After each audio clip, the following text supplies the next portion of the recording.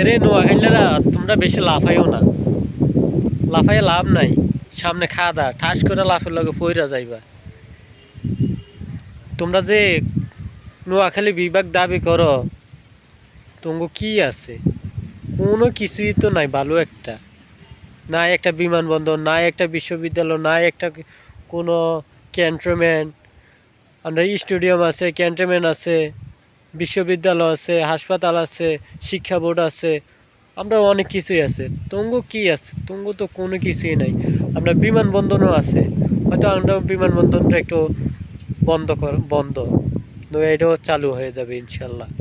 বিভাগ তো হয়েই গেছে, নো টেনশন, 100% গ্যারান্টি আঙ্গ বিভাগ হইবে। তোমরা যতই লাফালাফি করো কোনো লাভ নাই, হুদও লাফালাফি করো, ফিসলাই যখন পড়বা খাদা তখন বুঝবা। এত লাফাইও না, লাফাইও না।